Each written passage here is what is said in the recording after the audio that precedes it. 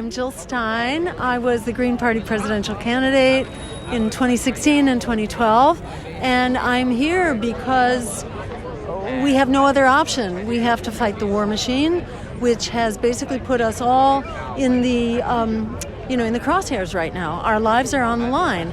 The war machine is devouring our resources that we have urgent need for here at home.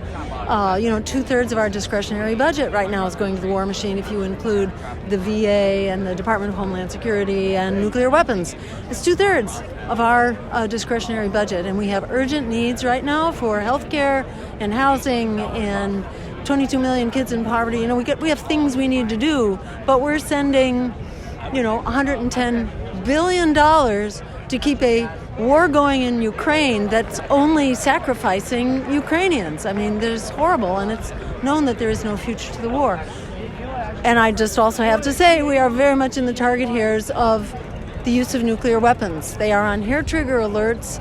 We could be triggering the first nuke at any moment, and these nukes are all on basically automatic pilot, and many of them, I am told by the experts, they will fire on warning that there's an incoming missile. So there are just so many, tripwires around us. This is like World War I before World War I broke out. And when the first shot gets fired, suddenly then we're all in a circular firing squad, and millions of people are going to be killed. But this time around, many more. It only takes it takes 100 nuclear weapons to be detonated to trigger nuclear winter, where essentially the majority of humanity will die. So if you think it's over there and something you need not worry about, you need to think again. We are all at risk right now. We are all on the firing line. We need to shut this war machine down now. That's why I'm here. Well, I completely agree. I'll tell you a little bit about how the Schiller Institute has intervened on the global stage. Our leader, Helga, she actually recently endorsed the call of Pope Francis for the Vatican to open negotiations between Russia and Ukraine without any kind of preconditions. And he's, made statements constantly that the only people that profit from this war is, the military-industrial conference. They're the ones profiting from this, while Ukrainians, Russians, they're dying in this needless conflict. And as a result of that initiative, we've gathered religious organizations from all across the world. Pax Christi, we've worked with them, and they're mobilizing right now. I like your opinion on that. What would you think to a mobilization to get all the religious organizations to march against war in this time? Yeah, absolutely. I would say religious organizations, civic organizations, educational organizations, labor organizations, every network that we have should be a part of this. And, I have been off the grid for 10 days, so I'm just coming back to the news of the world, and I'm very excited to hear about this, and I would like to know more, but it sounds like a slam dunk, to tell you the truth, for the Pope to be pushing the envelope, because this is what should have been happening all along. We should have been sitting down without preconditions to figure this out. It's not like this is an academic question. We are all teetering at the brink right now of the end of civilization and human life as we know it.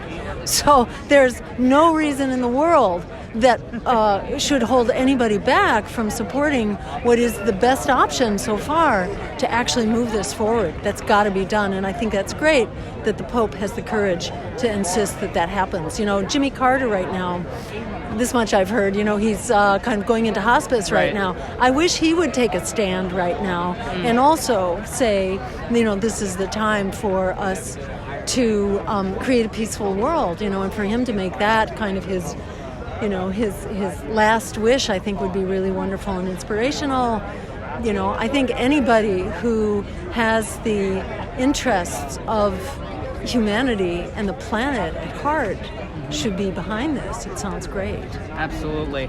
I'll ask you this, because we saw a wide range of different groups from the political spectrum. We saw libertarians, we saw you representing the Green Party, communists, all different organizations which couldn't diverge more in terms of, their beliefs. But what matters is stopping this war, stopping this trajectory towards nuclear war.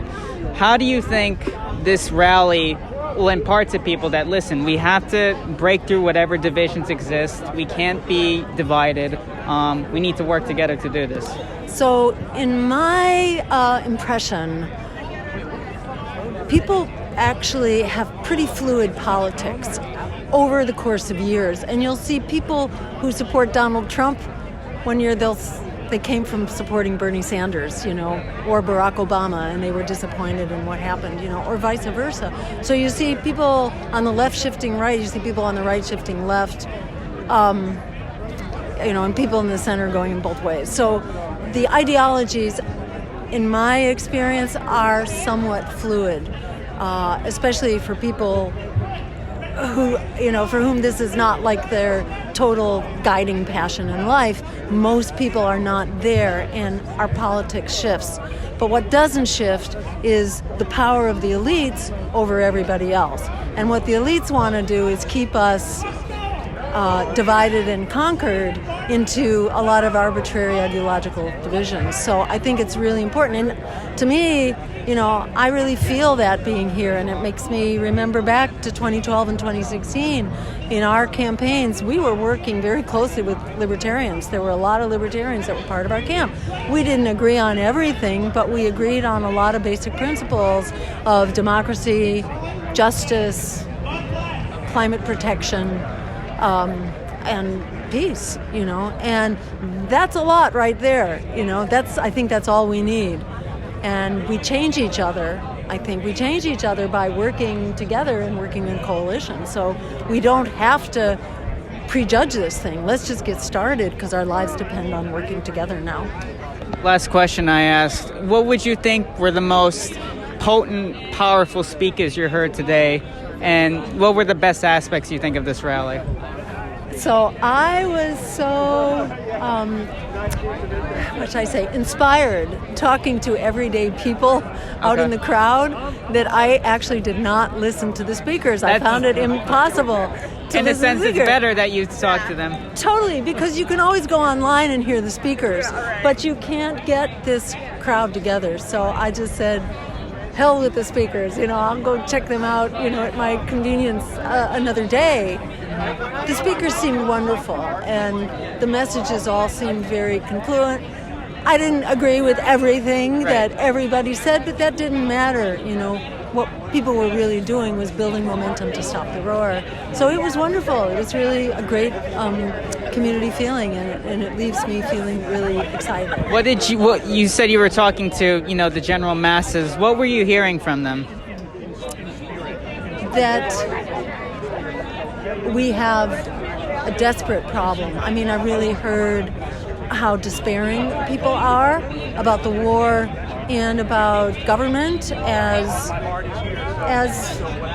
the predator, really, as completely irresponsible and on the wrong track and indifferent, and people just really hungry for us to get together and insist that the war machine be shut down.